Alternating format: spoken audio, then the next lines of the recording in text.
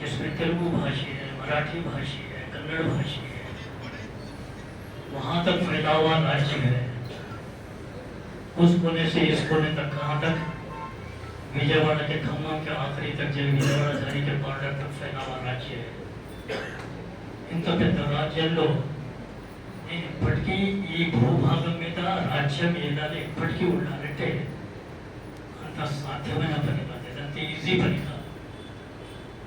కాబట్టి రకరకాలైన ఉపాయాలు చేయాలి, డిఫరెంట్ యాంగిల్స్లో ఉపాయాలు చేసి ఈ రాజ్యాన్ని తన హస్తగతం చేసుకోవాలి. ఇంకోటి ఏంటంటే ఇది నా చేతిలోనే ఉండాలంటే తప్పనిసరి నా కమ్యూనిటీకి సంబంధించిన వాళ్ళే నా చుట్టుపక్కల నాకు సమర్థించాలి. అంటే ముస్లిమ్స్ సమర్థించే వాళ్ళు ఉంటేనే నేను ఈ రాజ్యం శాశ్వతంగా నా దగ్గర ఉంచుకోగలుగుతాను. కాబట్టి ఆయనకు మొదటి నుంచి ఇంకోటి అభిప్రాయం కూడా ఉంటుందండి. ఆ అభిప్రాయం ఏమిటంటే कभी जो है तलवार चला करके, लड़ाई लड़ करके, संघर्ष करके जो है राज्य में नहीं आया. इसका जो पहला निजाम था, उस पहला निजाम का नाम था कमरुद्दीन. इसकी एक लंबी चौड़ी कहानी है कमरुद्दीन की. ये जो है सीधे सीधे राजा इसने भी नहीं बनाया. ये धोखा देना, चालबाजी करना, किसी से जो है आपसे साथ रहते रहते ही इधर हाथ मिलाना, ये इनकी एक नीति थी इस कमरुद्दीन की. ये कमरुद्दीन वैसे मुगलों का भी नहीं था. ये कमरुद्दीन तो बाहर का आदमी था.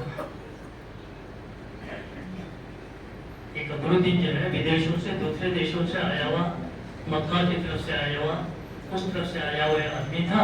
इधर ही आकर के बस गया और उस समय जो भी थे शाहजहां थे, उस समय राजा शाहजहां का आशीर्वाद प्राप्त करके उसके हाथ के नीचे जो प्रधानमंत्री वगैरह वगैरह वगैरह है उनका जो है समर्थन प्राप्त करके, आशीर्वाद करके धीरे धीरे धीरे धीरे अपनी कुर्सी को मजबूत किया. जो भी जो पद मिला और कुर्सी को मजबूत करते करते करते जब मौका मिला, अपॉर्चुनिटी जिसको कहते हैं, मौका मिला ना, मौका मिलते ही उसने जो है,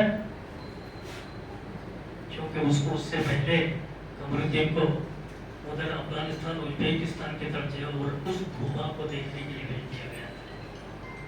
इसके बाद दक्षिण को भेज दिया गया था. इसके बाद कर्नाटक की तरफ भेज दिया गया.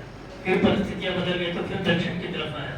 दक्षिण की तरफ आकर के यहाँ पर जैसे ही परिस्थितियां बदल गई, उस परिस्थितियों में उसने अपने अधीन में, यहाँ का सूबेदार था, सूबेदार जाकर के अपने आप को स्वतंत्र इंडिपेंडेंट डिक्लेयर कर दिया.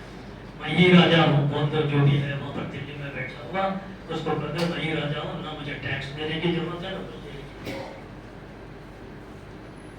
तो इस प्रकार से चालबाजी तरीके से धोखा दे करके जिसने आपको रोटी खिलाई उसको जो है धोखा दे करके जो है कुर्सी पर बैठ करके राज्य करने की इनकी नीति पहले से रही इस परिवार की.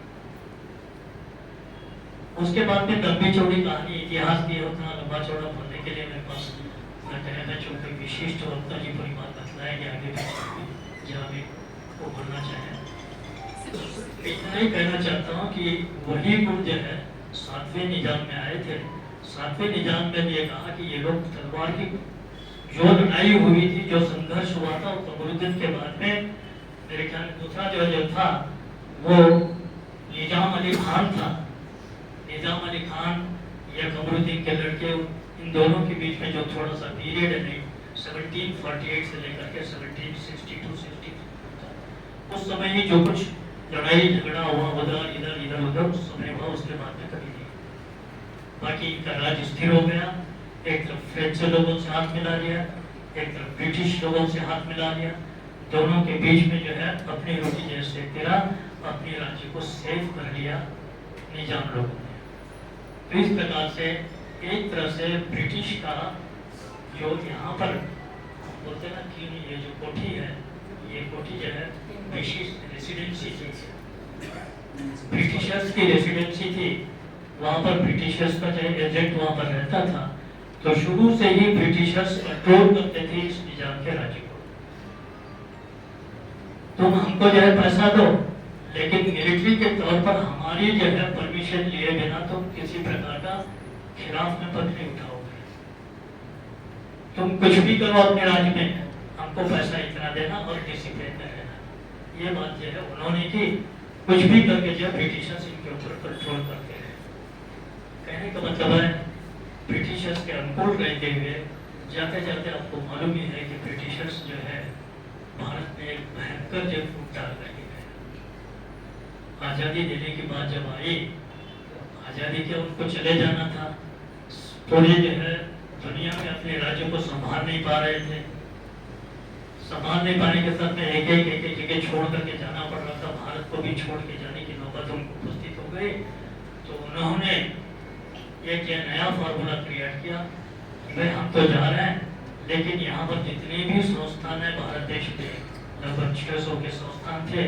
600 संस्थानों में आपकी मर्जी की बात है, यू आर इंडिपेंडेंट। आप मिलना चाहे तो भारत में मिलो, मिलना चाहे तो पाकिस्तान में मिलो, मिलना चाहे नहीं मिलना चाहे तो आप इंडिपेंडेंट रहो। इस प्रकार के फार्मूला बना करके दोनों के बीच में, हिंदू और मुसलमान के बीच में बहुत बड़ी खाई पैदा करके ब्रिटिशर्स चले गए। तो इतनी जो है चले जाने के बाद फिर पहले से तो मैं इंडिपेंडेंट हूँ, अंग्रेजों के साथ में हूँ, उनको मैं टैक्स देता हूँ। अब इस भारतीय यूनियन को मानने की क्या जरूरत है, इनकी आज़ादी को मानने की क्या जरूरत है। इसलिए यहाँ की जनता पर मुझे हमेशा राज करना है, यह उसने ठान लिया। उसके पीछे की थोड़ी सी बातें और बदला करके मैं अपनी बात को समाप्त करता हूँ। ये पूरी उसकी एक बैकग्राउंड थी, लेकिन बैकग्राउंड में उसने, मैंने टीवी में यही कहा कि देखो बैकग्राउंड में 12% मुस्लिम, 12% मुस्लिम, 88% हिंदू जनता पर राज कैसे कर सकते हैं। तो उसने कहा कि हिंदू कोई पढ़ेगा नहीं। आप ये उस्मानिया यूनिवर्सिटी के संस्कृत विभाग के अध्यक्ष हैं आचार्य विद्यानंद जी। उस उस्मानिया यूनिवर्सिटी की स्थापना उसने उर्दू भाषा को प्रमोट करने के लिए, उसने उस यूनिवर्सिटी की स्थापना की। पूरी यूनिवर्सिटी में उर्दू लैंग्वेज में पढ़ाई जाएगी और एडमिशंस हिंदू केवल 3% थे। हिंदू जो भी थे पॉपुलेशन, उसमें से 3% हिंदू लोगों के बच्चे पढ़ते थे, बाकी 12 to 13% बच्चे जो मुसलमान थे। तो वो जो है हर 10 साल में इनके 3 से 6 हो गए, तो उनके 12 से 48 हो गए, 48 हो गए, 54 हो गए, 60 हो गए। लगभग जो है सारे मुसलमानों को पढ़ा लिखा करके जो है, चाहे वो मिलिट्री में भर्ती कर लेना हो, पुलिस में भर्ती करना हो, एडमिनिस्ट्रेशन में भर्ती करना हो, सारे मुसलमानों को भर्ती कर दिया। इसके बावजूद भी जो इंटेलेक्चुअल्स की जरूरत थी, एडमिनिस्ट्रेशन यूँ नहीं चलता। तो उसने सोचा कि इंटेलेक्चुअल्स की अगर जरूरत है तो जो उत्तर भारत से मंगा, भारत बहुत दिनों से मुगल साम्राज्य है, उस मुगल साम्राज्य का प्रभाव जो पूरे उत्तर भारत के क्षेत्र में सारे मुसलमान वहाँ पर, तो इसलिए वहाँ के पढ़े लिखे लोगों को काम करना। यहाँ पर कोई बैठा हो कोई गलत न समझना, खास करके हमारे श्रीवास्तव सर, मैं थोड़ा सा नाम पद का उपयोग कर रहा हूँ, इसलिए माफ करना नहीं कह रहा हूँ। पहले कायस्थ लोगों को, खास करके इंटेलेक्चुअल कायस्थ लोगों को उत्तर भारत से जो है यहाँ ला करके बड़े बड़े पदों पर अपॉइंट किया गया, बड़े बड़े पदों पर अपॉइंट। नरेंद्र लूथर जी का नाम जानते हैं आप लोग? आपके जमाने में नरेंद्र चीफ सेक्रेटरी थे, आंध्र प्रदेश गवर्नमेंट में चीफ सेक्रेटरी थे नरेंद्र लूथर जी। वो भी जो है बाहर से आए थे नरेंद्र लूथर जी, हिंदी भाषी थे, लेकिन चूंकि वो जो है इंटेलेक्चुअल क्लास से थे, इसलिए क्या पार्टियां से कई लोगों को ला करके यहाँ पर नौकरियां दी गई। यहाँ के लोगों को अगर कोई पढ़ा लिखा है, कोई व्यक्ति है, कोई गोमती है, कोई ब्राह्मण है, कोई और किसी है, पिछड़ी जाति का भी है, यहाँ किसी को नौकरी कभी उसने नहीं दिया। बोले बाहर से हम लोग जो लाएंगे वही जो बड़े बड़े पदों पर रहेंगे। बाकी इक्का दुक्का के वेंकटराम रेड्डी जी का एक नाम हम सुनते हैं, राज बहादुर वेंकटराम रेड्डी जी का, वो पुलिस जो है कमिश्नर थे। बाकी आपको एडमिनिस्ट्रेशन में कोई जो है ఇంత పెద్ద బలమైన కమ్యూనిటీ ఉన్నప్పటికీ కూడా ఆ కమ్యూనిటీ నుంచి కూడా అపాయింట్మెంట్ చేయాలి. ఇది రెండవ విధానమైనది. మూడవ విధానం ఇంత అయినప్పటికీ కూడా భారతదేశం స్వాతంత్ర సమరంలో పాల్గొంటూ 1935-36లో ఒక రిఫార్మ్ తీసుకొచ్చింది. उन्होंने भी आपका जो है सेल्फ गवर्नमेंट जो है आप लोग डेमोक्रेटिक बेसिस छोड़ दी, मतलब चुनाव का एक तरीका शुरू कर दिया। आपका सेल्फ गवर्नमेंट का लोकल गवर्नमेंट बोलते थे, लोकल गवर्नमेंट का इलेक्शंस करना, इलेक्शंस जो है वहां करवाना शुरू कर दिया कौन? अंग्रेजों ने। तो कई जगह जब कांग्रेस जीत गई, कई जगह जब मुसलमान जो है मुस्लिम लीग भी जीत गई, वो राज्य करते रहे। तो इसने सोचा कि अगर मैं जो है ब्रिटिशर्स की बात मान लूंगा और वो सिस्टम यहाँ पर इंट्रोड्यूस करूंगा, तो यहाँ पे 88% हिंदू है, जैसे इलेक्शन कर लूंगा हिंदू आ जाएंगे, मेरा तो रहेगा पीछे। बोले वो सिस्टम मैं अडॉप्ट नहीं करूंगा। उसने उस सिस्टम को अडॉप्ट नहीं किया।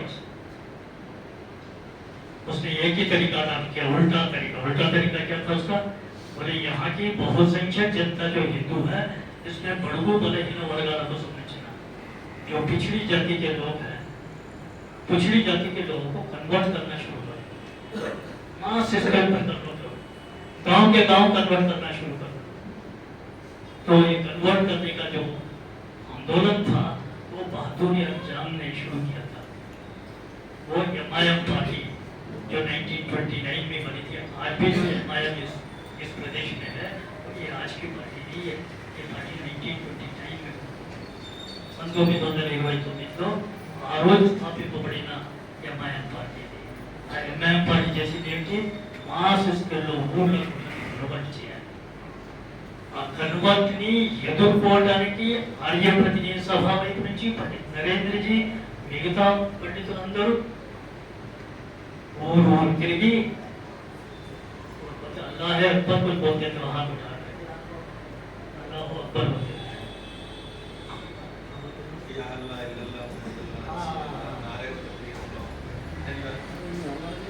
ये क्या बोलते थे? या इला इल्लल्लाह बोल करके अकबर तो मुसलमान होने चले जाते। तो हमारे पंडित नरेंद्र जी उधर चले जाते थे, पानी लेकर के जाते थे, बस उसका छिड़क दिए, बस तू ओम बोल, ज्यादा ज्यादा गायत्री मंत्र पढ़ा देते थे, पढ़ा करके बोले थे हिंदू हो गए थे, हमारे घर वापस कन्वर्टेड हिंदू थे। वो कन्वर्ट करते थे, हम लोग रिकन्वर्ट करते। ये आंदोलन बड़े जोर पर चला, खास करके तेलंगाना के वारंगल, नलगोंडा, करीमनगर आदि जिलों में बहुत तेजी से जोर पड़ा। कारण ये कि यहीं पर जो है व्यक्ति चलती बहुत थी। ये 4-5 जिलों जो है उत्तर तेलंगाना के हैं, 4-5 जिलों में जो है भयंकर आप बोल सकते बॉन्डेड लेबर सिस्टम, गांव के गांव पूरे बॉन्डेड थे। गांव में जो भी आदमी काम करता था, उस आदमी को जो है लेबर चार्जेस नहीं दिए जाते, काम करके चले जाना। बहुत जाता हुआ इतना अब्बल वस्ते अब्बल डाला ले, दొంగడి ఇస్తే ఒక్కడి వేసుకొని పోవాలి, దోగి కట్టుకోవాలి తప్ప పైన ఇక్కడ ఒక అంగి కూడా లేకుంటున్నటువంటి పెట్టి చాకరీ వ్యవస్థ ఈ ప్రాంతంలో ఉంది।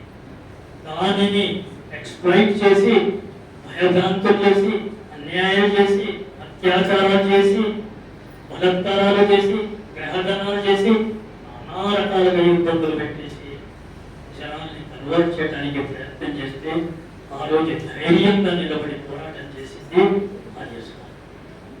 ఈ ఆర్య సమాజం కంటే ముందు ఏ సంస్థ కూడా లేదని మళ్ళీ మీకోసం చెప్తున్నాను, ఇది జ్ఞాపకం పెట్టుకోండి। ఇది ఇంకా నేను గట్టిగా పూర్తి విశ్వాసంతో మాట ఎందుకు చెప్తున్నానంటే, రావి నారాయణ రెడ్డి గారు బతికి ఉన్నప్పుడు ఒక ఇంటర్వ్యూ ఇచ్చారు। एक यूट्यूब में एक इंटरव्यू में कभी देखा उस इंटरव्यू रावी नारायण रेड्डी को सुना है। रावी नारायण रेड्डी जी उस अपने पूरे इंटरव्यू में क्या बोलते हैं, 1930 में पढ़ने के लिए मैं हैदराबाद आया। हैदराबाद के रेड्डी हॉस्टल में जब मैं रहता था, वहां से हम लोग कुछ जो है स्टूडेंट्स उधर के इधर के सारे स्टूडेंट्स मिल करके बोले भाई ये बड़ा अन्याय अत्याचार चल रहा है, इसके खिलाफ हमको कुछ करना चाहिए। तो रावी नारायण रेड्डी भी पहले दौर में जो है आर्य समाज के आंदोलन में शामिल।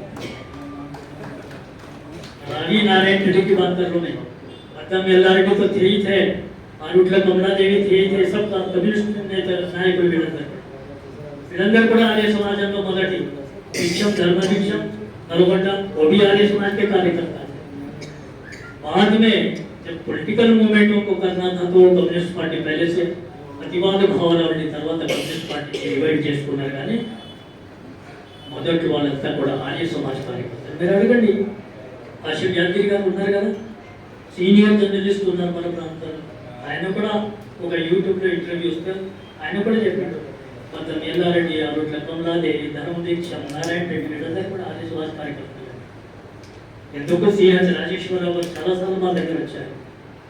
కమ్యూనిస్ట్ పార్టీ సెక్రటరీగా పనిచేశారు, సిహెచ్ రాజేశ్వరరావు. చాలా కార్యక్రమాలు ఇక్కడ కూడా పార్టిసిపేట్ చేశారు. ఆయన కూడా చెప్పేవాడు, నరేంద్రజీ వస్తున్నారంటే 20 కిలోమీటర్ల దాకా మేము కాల్నడుతో నడిచిపోయి నరేంద్రజీ యొక్క ఉపన్యాసం వినేవాడు. అంత గొప్ప చరిత్ర ఆర్య సమాజం ఉండేది. అంత పోరాటం చేశారు, చాలామంది బలిదానాలు అయ్యారు. అటు మహారాష్ట్ర మరాఠవాడలో కానీ, ఇటువైపు కానీ, కర్ణాటకలో కానీ, ఉమ్నాబాద్లో శివచంద్ర కావచ్చును, తర్వాత हमें हमारे पंडित जी गुज्जोटी है, वेद शास्त्री जी आपके गांव में जो है वेद प्रकाश जी की हत्या कर दी गई, शिवचंद्र जी की हत्या कर दी गई, और भी जो कई लोग हत्या की गई। गांव के गांव जला दीजिए, गांव के गांव जला दीजिए। एक घटना बोलकर मैं अपनी बात को समाप्त करता हूँ, जो कि 12:15 हुए, उसके बाद में हमारे मुख्य अतिथि जी और भी लोग बोलेंगे। एक गांव का नाम था ईटा भी बोल सकते हो उसको। ये जो है मराठवाड़ा कर्नाटक के बॉर्डर की तरफ एक गाँव है। इस गांव में एक आर्य समाजी परिवार था। आर्य समाजी परिवार को इतना ओम के झंडे से इतना प्रेम था, इतना प्रेम था कि वो हमेशा अपने घर के ऊपर जो ओम का झंडा लहराए रखना चाहते। किसी भी हालत में प्राण जाए तो जाएगा, और झंडा किसी हालत में नहीं जुड़ेगा। तो इतनी जो है उनके अंदर जो है तड़प थी, कमिटमेंट थी आर्य समाज के प्रति और आज़ादी के आंदोलन के प्रति। यहाँ की जो है सामाजिक राजनीतिक स्थितियों के खिलाफ में सांस्कृतिक आंदोलन, राजनीतिक आंदोलन चलाने के लिए कार्यकर्ता के रूप में खड़े हो गए थे। तो उस घर के मालिक का नाम था किशोर राव, उनकी पत्नी का नाम था गोदावरी बाई, उनका एक लड़का भी था। रजाकार जो उस गांव को चारों तरफ से घेर लेते हैं। रजाकार चारों तरफ से घेर ले करके पहले जो किशन राव की हत्या कर देते हैं, उसके बाद में उनके लड़के की हत्या कर देते हैं। दो का मर्डर होने के बाद में गोदावरी बाई के घर में एक बंदूक थी, वो बंदूक लेकर के ऊपर चले जाती है। ऊपर खड़े होकर के अपनी एक बंदूक से एक औरत, रजाकार आते रहे तो रजाकारों के ऊपर ऐसे गोली चलाते कि 10-12 रजाकार वहां के वहीं ढेर हो जाते हैं। तब जो रजाकारों ने क्या क्या मालूम है, बोले ये औरत जब काबू में नहीं आएगी, इसके घर को ही आग, सजीव दहन जैसा रेडी, सजीव दहन जैसा सजीव సంఘటనలు చాలా ఉపకరణలు ఉన్నాయి. దీనికని మేము కారణమైన సంఘటనలు ఉన్నాయి. అటువంటి దానికి కాశీ బ్రజ్వేరి నాయకత్వం వహించాడు. కాశీ బ్రజ్వీ యొక్క కోటరియే దీనికి అంగంగా ఉండేది నిజాం రాజు. వారి యొక్క అండదండలు చూసుకొని నేను శాశ్వతంగా ఇస్లాం రాజ్యాన్ని స్థాపించగలను నేను అహంకారం అనండి, ధైర్యం అనండి, లేకపోతే అహంకారం అనేది ధైర్యం ఏంటి, అహంకారం ఏంటి, అటువంటి అహంకారంతో కూడిన భారత యూనియన్ని వ్యతిరేకించేదానికి కూడా నిర్ణయం తీసుకున్నాడు. ఇటువంటి సంఘటనతో కూడిన గొప్ప చరిత్ర ఉన్నది. ఆ చరిత్రలోనే ఆర్య సత్యాగ్రహం వస్తుంది. మిగతా వారు కూడా కొత్త కొత్త చెప్తారు. కాబట్టి ఇది ఒక బ్యాక్గ్రౌండ్ ఉన్నది. దీనిని మనం జ్ఞాపకం చేసుకోవాల్సిన అవసరం. మనం మళ్ళీ మళ్ళీ ఇది ఎందుకు చేస్తాం ప్రతి సంవత్సరం అంటే, నా పూర్వీకులు చేశారు, ప్రాణాలు అర్పించారు, వెళ్ళిపోయారు. తర్వాత నా వయసులో ఉండే వాళ్ళందరూ కూడా ఇవాళ లేకపోతే పోతారు, శాశ్వతం కాదు కదా. ఆయన ఎట్లా నేర్చుకోవాలి, అబ్బాయి ఎట్లా నేర్చుకోవాలి. लोग चीज़ें लड़ते रहे, आपके परिवार में जो बच्चे हैं वो कैसे सीखे, तो उनको फिर से इतिहास बताना पड़ता है, ये कौन था, ये किधर था, क्या था। तो इसको इतिहास अगर आप बार बार आप बताते रहेंगे तो आज ये तो इस जाति की रक्षा की है।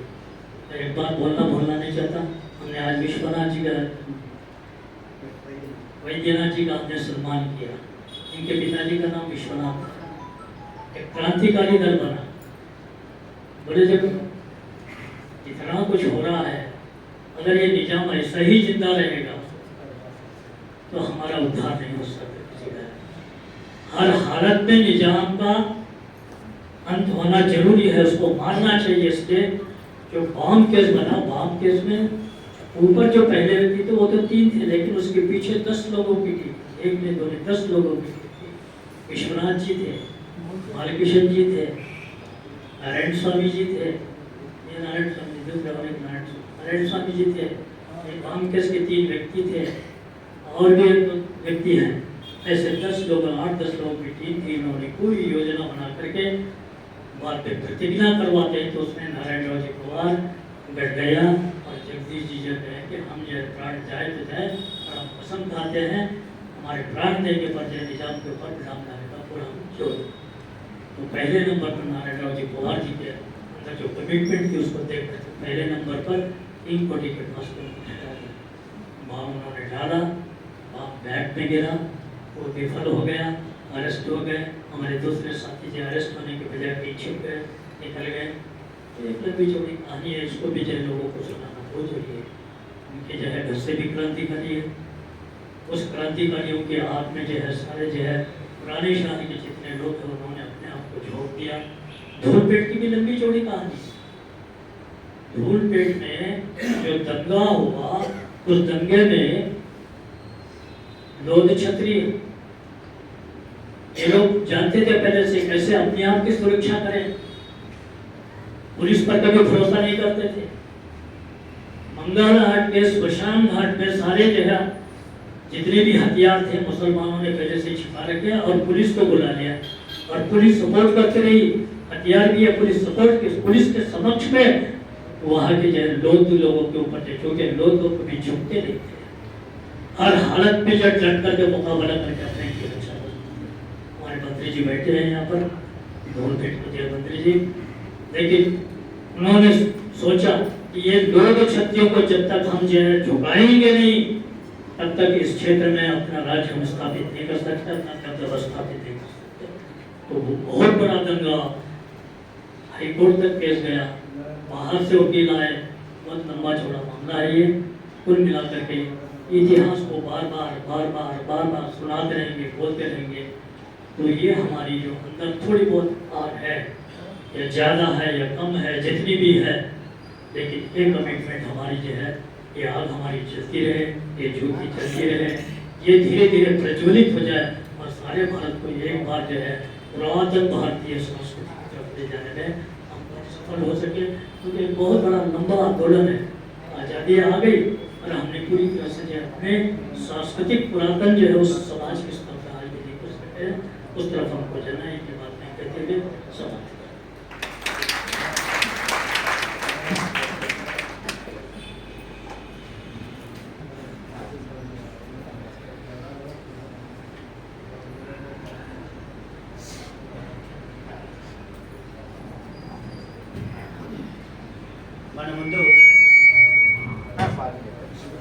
మన ముందు అంటే నియమానుసారంగా ముందు ఎవరైతే ఉన్నారో వారిని వేదికపైకి పిలిచాము. భారత్ స్వాభిమాన్ తెలంగాణ జనరల్ సెక్రటరీ గారు ఉన్నారు, నందన కృపాకర్ గారు. వారు హైదరాబాద్ ఇతిహాసాన్ని కూడా ఒక పుస్తకం రూపంలో ముందుగా వచ్చినటువంటి తెలుగులో వచ్చినటువంటి పుస్తకాన్ని వారే రచించారు. ఈ సందర్భంలో వారు కూడా ఇక్కడ ఉన్నారు కాబట్టి వారిని ఒక 5 నిమిషాలు హైదరాబాద్ ముక్తి గురించి మాట్లాడాల్సిందిగా ఆహ్వానిస్తున్నాను. ఎందుకంటే వారు వేరే కార్యక్రమం కూడా వెళ్ళాల్సి ఉంది కాబట్టి మేము ముందుగా వారిని పిలుస్తున్నాం. सबसे पहले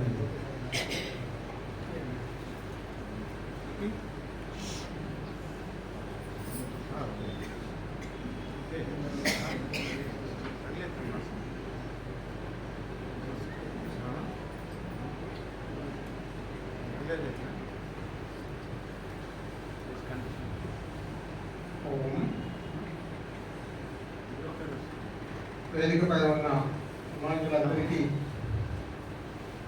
ఈ కార్యక్రమంలో ఉపస్థితులైన అందరికీ కూడా నా సవినయ నమస్కారం.